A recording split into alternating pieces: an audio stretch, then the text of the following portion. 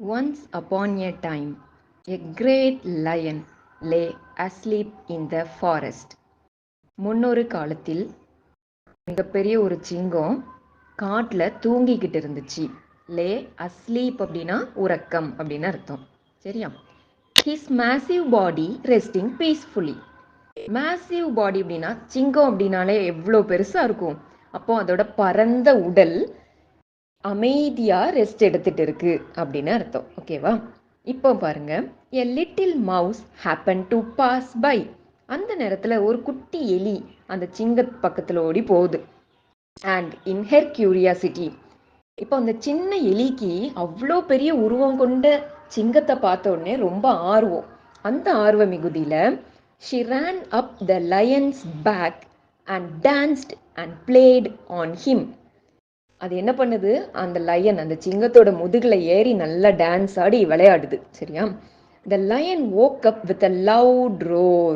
இப்போ அந்த சிங்கம் woke upனா என்னது, முழிக்குது. எப்படி எந்திக்குது? With a loud roar. Roar அப்படின்னா சிங்கத்தோட கர்ஜனை. அப்போ லவுட்னா சத்தமான கர்ஜனையோட அந்த லயன் வந்து எந்திரிச்சு பார்க்குது. He was angry, he was very angry to see a tiny mouse on him. அதுக்கு வந்து அதோட உடம்புல அது மேலே ஒரு குட்டி எலியை பார்க்குறதுக்கு சரியான கோவம். He grabbed the little mouse in his huge paw and was about to crush her. அது அந்த குட்டி எலிய அதோட அந்த கால் இருக்கும்ல, அந்த பாதம், அதை வச்சு அப்படி எடுத்து நசுக்கிறதுக்கு போகுது. The terrified mouse begged for her life. பயந்து போன எலி என்ன பண்ணுது, உயிர் பிச்சை கேட்குது. அதுதான் begged for her life. Please let me go, தயவு செஞ்சு என்னை போக விடு. And I will surely repay you one day. நான் ஒரு நாள் கண்டிப்பாக உனக்கு உதவுவேன் அப்படின்னு அந்த எலி அந்த சிங்கத்துக்கிட்ட சொல்லுது. The lion laughed at the thought of tiny mouse ever helping him. சிங்கத்துக்கு ஒரே சிரிப்பு.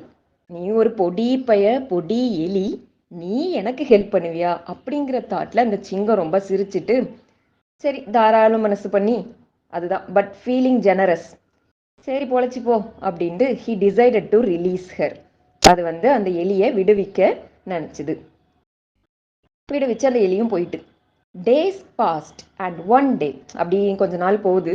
திடீர்னு ஒரு நாள் the lion found himself trapped in a hunter's net. அந்த சிங்கம் பார்க்குது, அது வந்து ஹண்டர்ஸ் நெட்னா என்ன? ஹண்டர்னா யாருன்னா வேட்டைக்காரங்க. வேட்டைக்காரங்க வலை விரிச்சு விலங்குகள் எல்லாம் பிடிப்பாங்கல்ல, அந்த ஹண்டர்ஸ் நெட், வேட்டைக்காரரோட நெட்டில் அந்த சிங்கம் சிக்கிட்டு இருக்கு. ட்ராப்டுனா மாட்டிக்கிட்டு இருக்கு. ஹீ ஸ்ட்ரகிள்டு, ரொம்ப கஷ்டப்படுது. But the more he try to free himself the tighter the net became. ஆனால் எந்த அளவுக்கு அது வந்து அந்த சிங்கம் அந்த நெட்ல இருந்து தன்னைத்தானே விடுவிக்க நினைக்குதோ, அப்படி உடம்பெல்லாம் அசைச்சு அசைச்சு விடுவிக்க நினைக்கும் போதெல்லாம் அந்த நெட்டு இன்னும் இன்னும் இன்னும் இன்னும் டைட் ஆகுது. இப்போ ஹியரிங் த லயன்ஸ் ரோர், சிங்கத்தோட கர்ஜன சத்தத்தை கேட்டு the mouse quickly ran to the scene. அந்த எலி வேக வேகமாக அந்த இடத்துக்கு வருது. With her sharp little teeth she gnawed through the ropes and set the lion free. எலி அப்படின்னாலே அதுக்கு பல் எப்படி இருக்கும், குட்டி குட்டியா ஆனால் ஷார்ப்பாக இருக்கும், அப்படி தானே?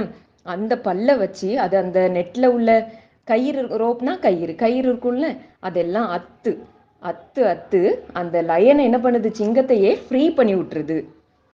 இப்போ அந்த எலி என்ன சொல்லுது பாருங்க.